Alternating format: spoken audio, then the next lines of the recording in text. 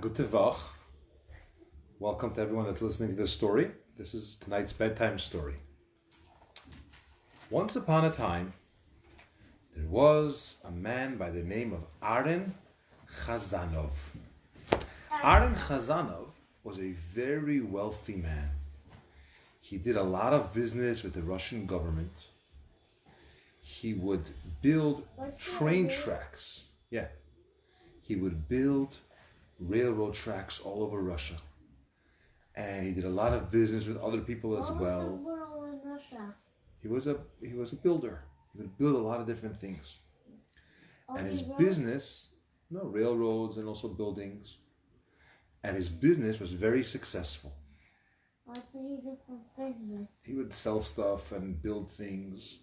And he owned forests and a lot of properties. You could buy it from the government. And a lot of properties. And he was doing so well that he opened up a branch. But also, we're going to do questions soon. He opened up a branch of his business in Kharkov and in Petersburg and in Kiev. A branch means like you have one store in one place and another store in another place. So he had offices all over Russia and Ukraine. And he made a lot of money and he hired a lot of people. This Chassid, Aaron Chazanov, would travel to his Rebbe every year, to the Rebbe Rashab. And the Rebbe Rashab, the fifth Lubavitcher Rebbe, he went to him to see and spend some time by him.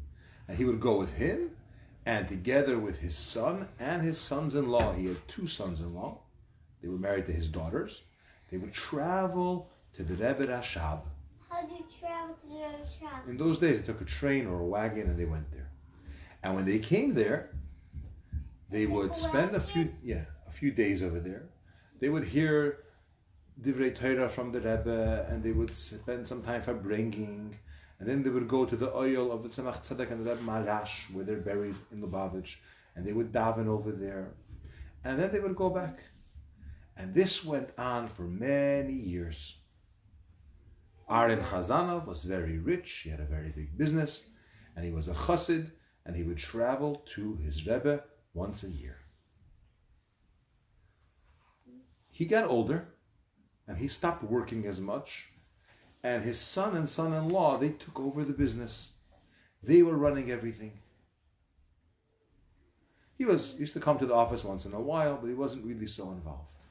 But unfortunately, things in Russia weren't doing so well, and a lot of businesses started to go down. Only not the people, only the things that you can play with. Right. You can't move So what happened was, people weren't building anything anymore, and they didn't need any more railroad tracks built, and he was losing a lot of money. But they still went on with their business for close to a year, fulfilling all of the orders that people made, and sticking to all their contracts that they've done. Everything was going very, very well. But after a year, it was impossible to continue. They owed a lot of people money.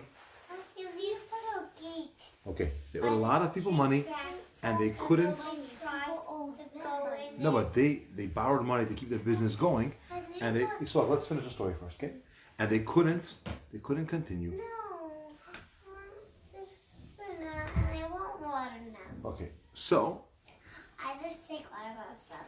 So what happened next was that he came to the Rebbe Rashab, back to his Rebbe, together with his son, his son-in-law, and the CEO, the head of their whole business. Yeah. And the head of their whole. We're gonna miss the story. Okay, Beryl will tell you what the story is. They went with their. You want to wait till the end of the story? Okay, so wait till the end of the story. Go back to your bed. It's not very long, but it's very interesting. So they went all the way to the Rebbe Rashab. It was Aaron, his son-in-law, and the CEO of the business. And they came, that's the person that makes a lot of the decisions, and he's in charge of running the whole company. And he came to the Rebbe Rashab, and he said, you're in charge of the whole country. right, exactly.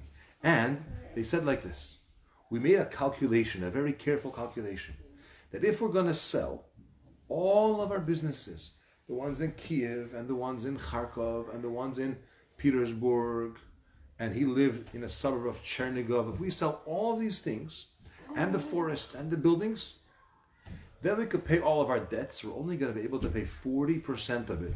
But all the other stuff we're not going to be able to pay. Because we're not going to have enough money. So much money. Because they owed a lot of people tons of money. So they didn't know what to do. I said to Aaron Chazanov, I want to take all the money that we have and pay as much money that we owe, as much as possible to the people that owe money, we'll pay them. And the rest we don't have. But the CEO of the company, the other person, he said, no, I want to only pay 15% of the debt, and the rest of the money that we get from selling all the businesses and the buildings and the forests and the properties, we're going to use to do more business, to buy and sell. And he really, really didn't know what to do. And when Aaron Chazanov told this to the Rebbe Rashab, he started to cry. And he cried and cried, and he said, Rebbe, for 20 years, I was a very rich person. And tens of families were able to earn a living thanks to my company. And now I have nothing, and I owe people money. What's going to be? And also the son-in-law and the CEO of the business, they were all sad. What's going to be with our business? Nothing's going to come of it. Who knows what's going to happen?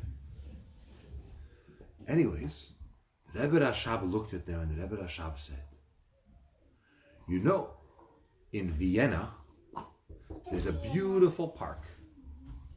And in the park in Vienna, there's a big Ferris wheel. In those days, you ever saw a Ferris wheel? Like by Navy Pier, there's a big wheel and you can go inside and it goes up, up, up. Yeah. So in those days, it was very rare to have a Ferris wheel. What? They just invented it. And the Rebbe Rashab said in Vienna, they have this wheel with carts on it. And it's like small wagons. And the windows are glass. And you go inside the wheel. And then the wheel, into the wagon, and the wheel turns, the Ferris wheel turns, and you go all the way up to the top. And when you're on the top, you could see everything that's going on from far away. And then the Ferris wheel goes down, and you come all the way back to the bottom. And the Rebbe Rashab said, the world is like a Ferris wheel. Some people, they're on the top. Right, they're on the top. They're very, very successful and wealthy and so on. Yeah, but if you and they think, everything is fine, I have nothing to worry about, everything is perfect. And they couldn't care less.